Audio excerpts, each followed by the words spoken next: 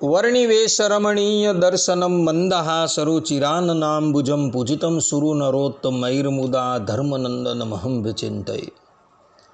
असतो मा षड्गमय तमसो मा ज्योतिर्गमय मृत्युर्मा अमृतं गमयः।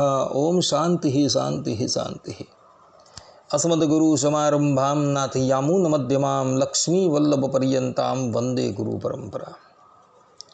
આજની જ્ઞાન સભાની અંદર પધારનારા બધા જ ભગવદ્ ભક્તોને વેદાંતાચાર્ય, પુરાણ ઇતિહાસ આચાર્ય, એમએ ફિલોસોફી શાસ્ત્રી રાકેશભાઈના હેતપૂર્વક જય સ્વામિનારાયણ.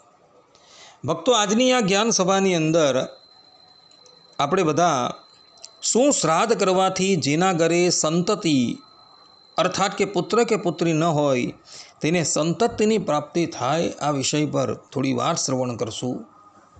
તો બધા જ શ્રોતાગણો આ પ્રવચન એકાગ્ર મને કરીને શ્રવણ કરે. સર્વપ્રથમ શ્રાદ્ધ શબ્દનો અર્થ શું થાય એના પર આપણે વિચાર કરીએ. તો શ્રાદ્ધ શબ્દનો અર્થ કરતાં સદગુરુ સતાનંદ સ્વામી શિક્ષાપત્રી અર્થ દીપિકા ટીકા શ્લોક 91ની ટીકાની અંદર કહે છે કે શ્રદ્ધા અસ્તિ અસ્મિન નીતિ શ્રાદ્ધમ શ્રાદ્ધાખ્યમ પિતૃકર્મ. અર્થાત કે પિતૃઓને ઉદ્દેશીને જે અન્નાદિ અપાય તે તેમને મળે છે, આવી શ્રદ્ધા જેમાં હોય તે પિતૃકર્મને શ્રાદ્ધ કહેવાય છે. આ પ્રમાણે શ્રાદ્ધ શબ્દની વ્યાખ્યા સદગુરુ સતાનંદ સ્વામીએ કરેલી જોવા મળે છે. એક વ્યક્તિએ મને પ્રશ્ન કર્યો કે શાસ્ત્રીજી, શું શ્રાદ્ધ કરવાથી જેના ઘરે પુત્ર કે પુત્રી ન હોય તેના ઘરે પુત્ર કે પુત્રીનો જન્મ થાય? શું શાસ્ત્રોમાં એવા કોઈક પ્રમાણો જોવા મળે છે? ત્યારે અમે એમને કહ્યું કે હા, શાસ્ત્રોની અંદર એવા પ્રમાણો જોવા મળે છે.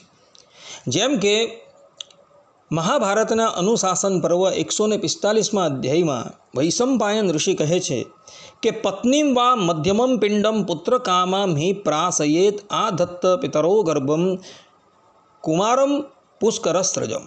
ગૌભીલ ગૃહ્યસૂત્ર 4:27માં પણ કહ્યું છે કે મધ્યમમ પિંડમ પત્ની પુત્ર કામા પ્રાશ્નિયાત આ દત્ત પિતરો ગર્ભમિતિ. અર્થાત કે જો શ્રાદ્ધ કરતાની પત્નીને પુત્રની કામના હોય તો મધ્યમ પિંડ પિતામહને અર્પિત પિંડને ખાઈ લે અને પિતૃઓને પુત્ર પ્રાપ્તિની પ્રાર્થના કરે કે આ દત્ત પિતરો ગર્ભમ કુમારમ પુષ્કરસ્ત્રજમ. અર્થાત કે હે પિતૃ, આપ લોકો મારા ગર્ભમાં કમળોની માળાથી અલંકૃત એક સુંદર પુત્રની સ્થાપના કરો. કહેવાનું તાત્પર્ય એ છે કે વિધિપૂર્વક જો શ્રાદ્ધ કરાવવામાં આવે અને એ શ્રાદ્ધમાં બ્રાહ્મણ દેવતા યજમાનની પાસે 3 પિંડ મુકાવે અને શ્રાદ્ધ પૂર્ણ થયા બાદ જે મધ્યમ પિંડ છે એ મધ્યમ પિંડ પિતૃઓને પ્રાર્થના કરી યજમાનની પત્ની ભક્ષણ કરી લઈને તો એના ઘરે પુત્ર કે પુત્રીનો જન્મ થાય ને થાય. કારણ કે આ વાત મહાભારતની અંદર તથા ગૌભીલ ગૃહ્યસૂત્રની અંદર લખેલી છે. માટે જેના ઘરે પુત્ર કે પુત્રી ન હોય અને એને પુત્ર કે પુત્રીની કામના હોય તો એણે વિધિપૂર્વક બ્રાહ્મણ દેવતાને બોલાવી કામ્ય શ્રાદ્ધ કરાવવાનું છે. શ્રાદ્ધના પણ અનેક પ્રકારો છે, તેમાં એક કામ્ય શ્રાદ્ધ છે.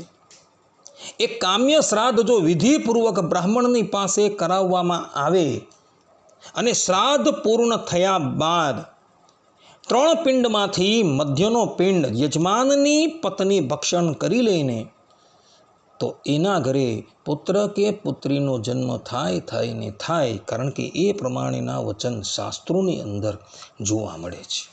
એટલે પેલા ભાઈએ જે મને પ્રશ્ન કરેલો તેનો ઉત્તર આ મહાભારત તથા ગૌભીલ ગૃહ્યસૂત્રની અંદર અપાયેલો જોવા મળે છે.